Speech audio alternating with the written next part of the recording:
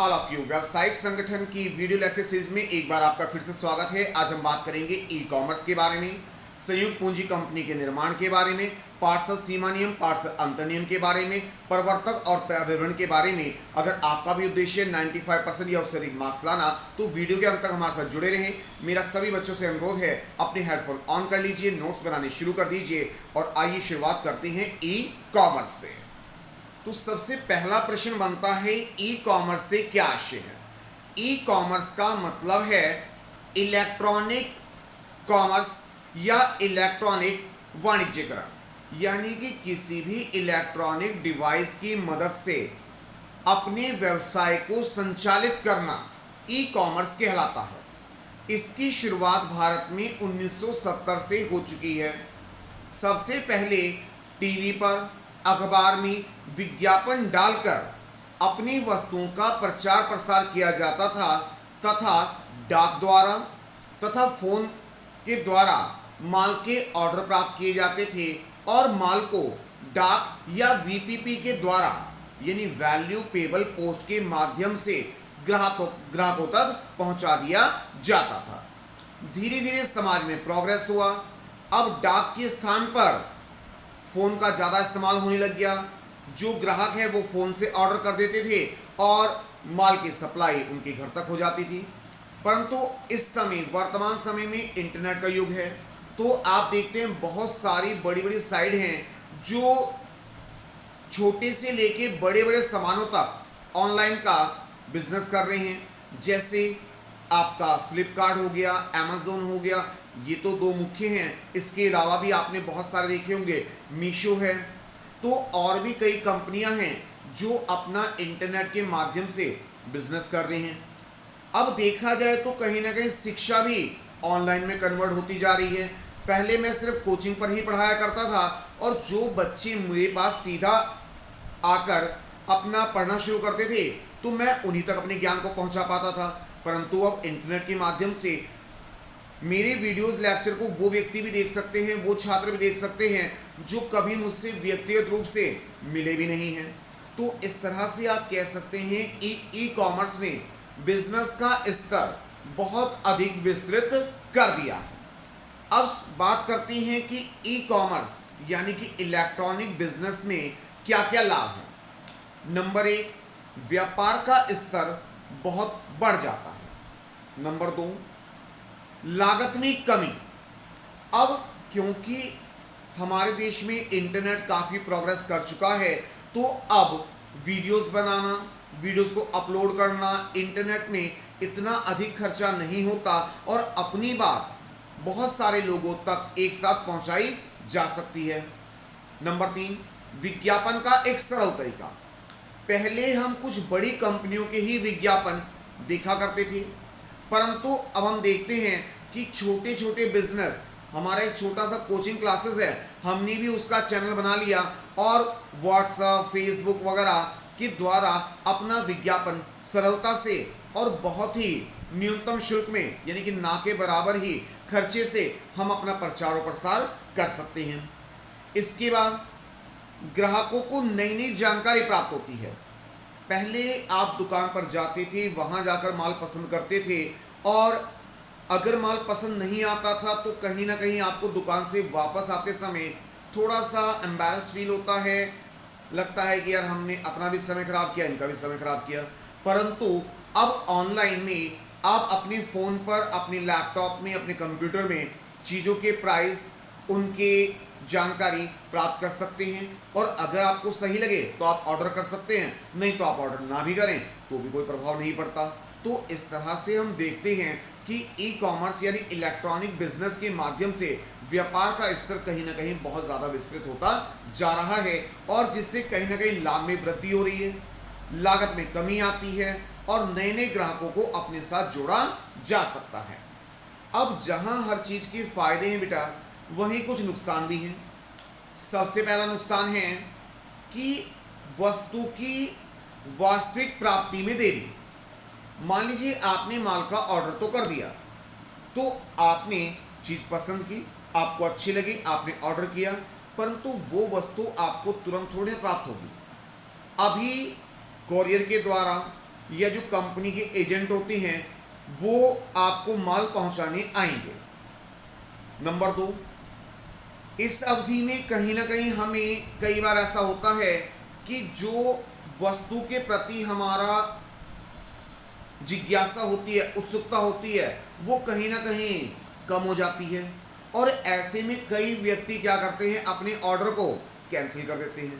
तो अगर order cancel करते हैं तो कहीं ना कहीं कंपनियों को एक नुकसान का सामना करना पड़ता है, क्योंकि उन्होंने उस माल को पैक करवा दिया है, अपने यहाँ से भेजना शुरू कर दिया है, भले ही वो आप तक नहीं पहुँचा। दूसरी कंडीशन, कई बार चीज़ें देखने में अलग और वास्तव में अलग हो जाती हैं। अब जैसे कि फॉर एग्जांपल मैंने एक वाइट कलर की टी शर्ट पहनी हुई है, इस पर यहाँ एक रबड़ प्रिंट है जो अभी दिखाई नहीं दे रहा पर वास्तव में तो है, ठीक है ना। तो कई बार चीज़ें देखने में अलग और जब वो प्राप्त होती हैं तो अलग हो जाती हैं। धोखाधड़ी को बढ़ावा, कहीं ना कहीं कुछ कंपनियां ऐसी होती हैं जो प्राइस को कम दिखाने के लिए चीज़ें तो बहुत अच्छी दिखाती हैं, पर जब उन्हें ऑर्डर कर देती हैं तो वास्तव में वो वस्तुएं भेजते ही नहीं, या जो वस्तुएं भेजते हैं वो ऑर्डर के अनुरूप होती ही नहीं है। इसके बाद माल वापसी में कई बार कई समस्याओं का सामना करना पड़ जाता है। तो इस तरह से हम कह सकते हैं कि इलेक्ट्रॉनिक बिजनेस में व्यापार को बढ़ावा तो दिया है, परंतु इस बढ़ावे को बनाए रखने के लिए व्यापार जगत के लोगों के लिए भी ये आवश्यक है कि वह ईमानदारी बनाए रखें, अपने ऑर्डर को उसी अनुरूप भेजें जैसा कि ऑर्डर वास्तव में किया गया है। ग्राहकों से भी अनुरोध है कि ऑर्डर करने से पहले वस्तु की भली भांति जांच पड़ताल कर लें, ऑर्डर को बार बार कैंसिल ना करें, जिससे कि दोनों पक्षों में व्यापार समान रूप से चलता रहे। इसके बाद ई कॉमर्स हमारे देश में या कहें तो सभी जगह 3 रूपों में देखा जाता है। पहला स्तर है B2B यानी बिजनेस टू बिजनेस। एक मैन्युफैक्चरर ने एक होलसेलर को या रिटेलर को माल की बिक्री के लिए उसके पास पहुंचाना B2B कहलाएगा। दूसरी दशा B2C यानी बिजनेस होल्डर ने अपने कंज्यूमर के पास माल पहुंचाया, तो इसे कहा जाएगा B2C। तीसरा और अंतिम स्तर C2C यानी कस्टमर से कस्टमर तक माल पहुंचना। अब इसको जरा समझ लेते हैं, पहले 2 पॉइंट तो मेरे ख्याल से आपको क्लियर ही होंगे। तो C2C का मतलब क्या है, अब बहुत सारी कंपनियां अपने माल की बिक्री बढ़ाने के लिए कस्टमर को ही प्रोत्साहित करती हैं कि भाई आप नया कस्टमर ढूंढो और उसमें आपको डिस्काउंट कूपन मिल जाएगा, कुछ कमीशन मिल जाएगा। तो इससे क्या है, जिस व्यक्ति ने माल को ऑर्डर किया है, जिसने माल को खरीदा है, वो आगे और लोगों को प्रोत्साहित कर सकता है कि भैया आप माल खरीद लीजिए। ऐसा कुछ कंपनियां अपनी योजनाएं चलाती रहती हैं। इसके अलावा कुछ कंपनियां क्या करती हैं, कस्टमर की आईडी बनवा देती हैं और फिर कस्टमर अपनी फेसबुक, व्हाट्सएप या और भी जो प्लेटफॉर्म हैं उन पर माल का प्रचार करते हैं और ऑर्डर होने पर उन्हें भी कमीशन प्राप्त होता है। तो ये तीसरी कंडीशन होगा हमारी C2C। इसके बाद अगले लेसन पर आती है कंपनी निर्माण। भारत में कंपनी अधिनियम 2013 वर्तमान समय में लागू है। अब प्रश्न बनता है कि कंपनी से क्या आशय है, कंपनी की परिभाषा तथा लक्षण बताइए। तो भारतीय कंपनी अधिनियम 1913 के अनुसार कंपनी विधान द्वारा निर्मित अदृश्य अमूर्त व्यक्ति है जिसकी एक सार मुद्रा होती है और उसका दायित्व सामान्य रूप से सीमित और अपने सदस्यों से पृथक होता है। अब इस बात को जरा सरल शब्दों में समझ लेते हैं। यही इसके लक्षण बन सकते हैं। जैसे कि पहले वर्ड को उठाते हैं, कंपनी विधान द्वारा निर्मित होती है। कंपनी का निर्माण कोई भी व्यक्ति कर सकता है, परंतु कहीं ना कहीं सरकार, कानून या कंपनी अधिनियम की सहमति से ही कंपनी बनाई जा सकती है। आप अकेले एकाकी व्यापार शुरू कर सकते हैं, किसी दूसरे व्यक्ति के साथ मिलकर साझेदारी व्यवसाय शुरू कर सकते हैं, परंतु अगर आप कंपनी बनाना चाह रहे हैं तो आपको कहीं ना कहीं सरकार की अनुमति लेना आवश्यक होते हैं। नंबर 2, कृत्रिम व्यक्ति है। कंपनी को वास्तव में देखा नहीं जा सकता। मान लीजिए आप रिलायंस के ऑफिस जाते हैं, टाटा के ऑफिस जाते हैं और आप कहते हैं कि भैया मुझे रिलायंस से मिलना है, तो कर्मचारी बताएंगे कि भैया यहाँ मैनेजर साहब बैठते हैं, इंचार्ज साहब बैठते हैं, वर्कर हैं, पर रिलायंस कोई नहीं है, क्योंकि रिलायंस तो हमारे सिर्फ कंपनी का ही नाम है। कंपनी का दायित्व सीमित होता है। कंपनी में मान लीजिए आपने रिलायंस कंपनी में 1,000 रुपये शेयर खरीदे, किसी भी रीज़न से कंपनी को एक बड़ा लॉस हो जाता है, तो आपको जो नुकसान है वो अधिक से अधिक 1,000 रुपये का ही होगा। इससे अधिक का आपको किसी भी दशा में नुकसान नहीं हो सकता। तो हम कह सकते हैं कंपनी का जो दायित्व होता है वो सीमित होता है। सार मुद्रा होती है। प्रत्येक कंपनी की अपनी एक अलग से मोहर होती है। जैसे आप विद्यालय में पढ़ते हैं, कॉलेज में पढ़ते हैं, तो वहाँ से जो आपको रिपोर्ट कार्ड मिलता है, जो एडमिट कार्ड मिलता है, या जो आपका आईडी कार्ड है, उस पर वहाँ की मोहर लगी होती है। जो छोटे बच्चे होते हैं आप देखते हैं उनके तो जो टाई होती है या बेल्ट वगैरह होती है उस पर भी एक लोगो बना होता है। तो ऐसे ही प्रत्येक कंपनी का एक अपनी अलग मोहर होती है, लोगो होता है, जिसे कंपनी के सार मुद्रा कहा जाता है। कंपनी का कोई भी दस्तावेज बिना उस स्टाम्प के मान्य नहीं होता। इसके बाद कंपनी के सदस्यों का जो अस्तित्व है वो कंपनी से अलग होता है। मान लीजिए कबीर कोचिंग सेंटर मैं चला रहा हूँ और भगवान न करे कल को मुझे कुछ हो जाता है, तो कहीं ना कहीं कबीर कोचिंग सेंटर कौन संभालेगा ये एक समस्या हो जाएगी, क्योंकि बच्चे मुझसे ही पढ़ते हैं। अब कंपनी में भी लोग आते रहते हैं, जाते रहते हैं। जैसे रिलायंस कंपनी को धीरू भाई अंबानी ने आरंभ किया, उसके बाद मुकेश अंबानी और अनिल अंबानी ने उसको ऑपरेट किया। बाद में दोनों भाई अलग अलग हो गए, परंतु फिर भी Reliance company as it is चलते जा रही है। ऐसे ही आप किसी भी कंपनी का एग्जाम्पल देखें कि उसमें लोग आते रहेंगे, जाते रहेंगे, पर कंपनी अपना रेगुलर चलती रहेगी, क्योंकि कंपनी का निर्माण और समापन दोनों ही कंपनी अधिनियम, सरकार की सहमति तथा न्यायालय की सहमति से ही किया जा सकता है।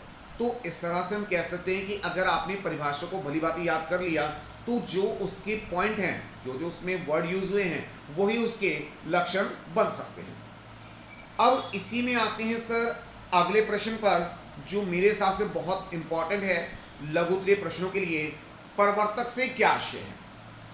वह व्यक्ति जिसके मस्तिष्क में सबसे पहले कंपनी निर्माण का विचार आता है।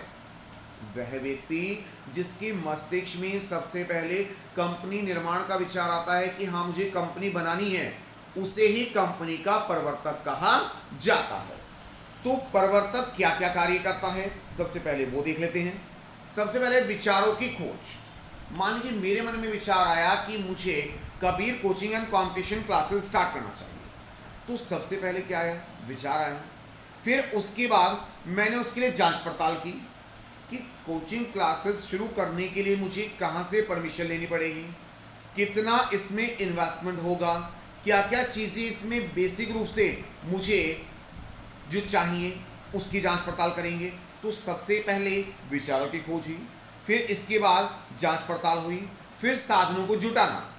कहीं ना कहीं मुझे एक कुर्सी, एक मेज और कुछ स्टूल्स या टेबल की रिक्वायरमेंट होगी, तो ये सब चीज़ें मैंने व्यवस्थित की। इसके बाद है अब इन चीज़ों के लिए क्या चाहिए? मुझे पैसा चाहिए। तो जो व्यक्ति व्यापार आरंभ करेगा, व्यापार करने का सोचेगा, तो पूंजी कौन लेकर आएगा? वही लेकर आएगा। तो पूंजी का प्रबंध किया जाएगा। प्रारंभिक अनुबंध किए जाएंगे, कुछ व्यक्तियों से शुरुआती समझौते किए जाएंगे। मान लीजिए आप एक कंपनी बनाना चाह रहे हैं, तो आपको जगह भी चाहिए, बिल्डिंग भी चाहिए, मशीनें भी चाहिए और उसके लिए लाइसेंस भी चाहिए। इसके अलावा भी और बहुत सारी फॉर्मेलिटीज़ होती हैं, कंपनी का रजिस्ट्रेशन के लिए हमें चाहिए। तो ये सब चीज़ों के लिए हमें बहुत सारे व्यक्तियों से मिलना पड़ेगा, उनसे विचार विमर्श करने पड़ेंगे, वो हमारा कैसे सहयोग कर सकते हैं ये बात हमें तय करनी पड़ेगी। तो ये क्या कहलाएगा? ये प्रारंभिक अनुबंध कहलाएंगे। इसके बाद अभिगोपकों से अनुबंध। अब हमारी तो कंपनी नई नहीं है, लोग हमारी कंपनी में पैसा क्यों लगाना चाहेंगे? तो इसके लिए हमें शेयर बाजार के कुछ दलाल, एजेंट या अभिगोपकों से मिलना होगा, जो हमारे अंशों को बिकवाने में, हमारी कंपनी का प्रचार करने में हमारा सहयोग प्रदान करेंगे। इसके बाद कंपनी का रजिस्ट्रेशन। अब कंपनी का एक नाम निश्चित कर लिया जाएगा और रजिस्ट्रेशन के लिए रजिस्ट्रार ऑफिस जाना पड़ेगा। तो वहाँ की जो फॉर्मेलिटीज़ हैं वो हमें पूरी करनी पड़ेंगी। तो इस तरह से आप कह सकते हैं कि जिस व्यक्ति के मस्तिष्क में सबसे पहले विचार आया कंपनी बनानी है उसे प्रवर्तक कहेंगे, और प्रवर्तक द्वारा कंपनी को बनाने के लिए जो जो स्टेप लेने पड़े, जो जो कार्य उसे करने पड़े हैं, वही प्रवर्तक के कार्य या कंपनी निर्माण के चरण कहलाते हैं। इसके बाद अगले पॉइंट पर आते हैं, पार्षद सीमा नियम से क्या आशय है और इसमें लिखी जाने वाली प्रमुख बातों को संक्षेप में समझाइए। तो अब हमें अपनी कंपनी का रजिस्ट्रेशन करवाना है, तो उसके लिए हमें रजिस्ट्रार ऑफिस जाकर एक फॉर्म फिल करना पड़ता है जो कंपनी की प्रमुख आधारशिला कहलाती है। लिखेंगे कैसे? कंपनी के निर्माण के लिए उसके संबंधित जो महत्वपूर्ण बातें पहले से निश्चित कर ली जाती हैं उसे पार्षद सीमा नियम कहते हैं। पार्षद सीमा नियम कंपनी के निर्माण की आधारभूत यानी बेसिक आधारशिला होती है जिस पर ही कंपनी रूपी भवन का निर्माण किया जा सकता है। अब पार्षद सीमा नियम में उल्लेखित प्रमुख बातों का संक्षेप में वर्णन करते हैं। नंबर 1, नाम वाक्य। वैसे तो आपकी कंपनी है, आप अपना कोई भी नाम रख सकते हैं, कोई दिक्कत नहीं है, पर वह नाम पहले से रजिस्टर्ड किसी दूसरे कंपनी से मेल खाता हुआ नहीं होना चाहिए, या ऐसा कोई नाम नहीं होना चाहिए जो हमारी राष्ट्रीयता का बोध कराता हो। तो इस तरह से आप प्रधानमंत्री, राष्ट्रपति, मुख्यमंत्री इस तरह के नाम नहीं रख सकते। जो पहले से रजिस्टर्ड हैं वो आप नाम नहीं रख सकते। नंबर 2, स्थान वाक्य। आपकी कंपनी कौन से प्रदेश में रजिस्टर्ड है उसका उल्लेख किया जाएगा। नंबर 3, उद्देश्य वाक्य। कंपनी किस चीज का व्यापार करेगी? वस्तुओं का निर्माण करेगी, क्रय विक्रय करेगी, या वस्तुओं को एक स्थान से दूसरे स्थान तक पहुंचाने से संबंधित सेवाएं प्रदान करेगी। ये सभी बातें उद्देश्य वाक्य में लिखी जाती हैं। दायित्व वाक्य। कंपनी का दायित्व सीमित होगा या असीमित होगा, ये बात दायित्व वाक्य में लिखेंगे। पूंजी वाक्य। कंपनी की अधिकृत पूंजी कितनी होगी, कितने अंशों में विभक्त होगी, अंशों का जो भुगतान है वो कितनी किस्तों में प्राप्त किया जाएगा, 2 किस्तों के बीच में गैप कितना होगा, अगर कोई व्यक्ति अंशों का भुगतान समय से नहीं करेगा तो अगर उसके अंश जब्त किए जाते हैं तो उसकी क्या प्रक्रिया रहेगी। यानी पूंजी संबंधी समस्त जानकारी हमें पूंजी वाक्य में उल्लेखित करनी होगी। इसके बाद संघ हस्ताक्षर, यानी कंपनी के निर्माण के लिए आपको कम से कम, अगर आप सार्वजनिक कंपनी बना रहे हैं तो कम से कम 7 व्यक्तियों की आवश्यकता है, निजी कंपनी बना रहे हैं तो कम से कम 2 व्यक्ति चाहिए। तो जो व्यक्ति आपके साथ प्रथम संचालकों के रूप में कार्य करने के लिए तैयार हैं, आपको उन सब के नाम, पते, हस्ताक्षर पार्षद सीमा नियम में अंकित करने अनिवार्य होंगे। इसके बाद अगले पॉइंट पर आते हैं। अगला प्रश्न बनता है पार्षद अंतर्नियम। पार्षद अंतर्नियम क्या है? पार्षद सीमा नियम कंपनी की बाह्य सीमाओं को निर्धारित करता है। कंपनी का नाम, कंपनी का उद्देश्य, कंपनी की पूंजी, कंपनी का दायित्व, ये सब बातें हमने किस में लिखी? पार्षद सीमा नियम में। अब कंपनी के आंतरिक मामलों को कैसे सुलझाया जाएगा, जैसे कंपनी में पद कौन कौन से होंगे, किस पदाधिकारी के क्या क्या कार्य होंगे, क्या क्या उसके उत्तरदायित्व होंगे और क्या क्या उसके अधिकार होंगे, ये सब बातें पार्षद अंतर्नियम में लिखी जाती हैं। यदि कोई कंपनी अपने अंतर्नियम अलग से तैयार नहीं करती तो कंपनी अधिनियम की तालिका ए में एक बना बनाया स्ट्रक्चर दिया गया है कि कौन सा पदाधिकारी क्या क्या कार्य करता है, क्या क्या उसकी जिम्मेदारी होती है, ये सब बातें तालिका ए में लिखी गई हैं। तो अगर कोई कंपनी अपना अलग से अंतर्नियम तैयार नहीं करती तो वह कंपनी अधिनियम 2013 की तालिका ए का भी पालन कर सकती है। अगले प्रश्न पर आते हैं, क्रय विवरण से क्या आशय है? तो कंपनी द्वारा अपने अंशों को बाजार में, शेयर बाजार में बेचने के लिए जो विज्ञापन पत्र तैयार किया जाता है उसे क्रय विवरण कहते हैं। इसमें कंपनी के अंशों की पूर्ण जानकारी, उनके प्रकार, अंकित मूल्य, किस्तें किस प्रकार से मांगी जाएंगी, और अगर किस्तों का भुगतान समय से नहीं होता तो क्या प्रक्रिया रहेगी, 2 किस्तों के बीच में कितना गैप दिया जाएगा, ये सभी बातें क्रय विवरण में लिखी जाती हैं। तो आपने इस तरह का विज्ञापन शायद टीवी में भी देखा हो, और अगर आपने ध्यान दिया हो तो एक लाइन बोली जाती है कि म्यूचुअल फंड बाजार जोखिमों के अधीन है, कृपया निवेश से पहले दस्तावेज को भली भांति पढ़ लीजिए। ये लाइन आप ध्यान देना, आपने कभी ना कभी टीवी में जरूर सुनी होगी। तो ये शेयर बाजार का ही विज्ञापन है, क्योंकि म्यूचुअल फंड जो होता है वो शेयर मार्केट में ही इन्वेस्ट करता है। तो हम कह सकते हैं कि कंपनी द्वारा अपने अंशों को बेचने के लिए जो अखबार में, टीवी में या और भी किसी माध्यम से प्रचार के लिए जो विज्ञापन तैयार किया जाता है उसे पर्यावरण कहा जाता है। तो इस छोटे से वीडियो लेक्चर में मैंने आपको ई कॉमर्स के बारे में, कंपनी निर्माण, प्रवर्तक के बारे में जानकारी प्रदान करने की कोशिश की है। अगर इसके अलावा आप किसी और टॉपिक पे मुझसे वीडियो चाहते हैं तो आप मुझे कमेंट कर सकते हैं। इस तरह की जानकारी के लिए हमारे साथ जुड़े रहें। 1 2 3 लॉ क्लासेस विद कबीर, हमारे चैनल को सब्सक्राइब करना बिल्कुल ना भूलें, क्योंकि जानकारी सबसे पहले आपके पास। Kabir coaching and competition classes, Maharaj Singh college के बराबर में, Saharanpur. Mobile number 9027178430। Thank you.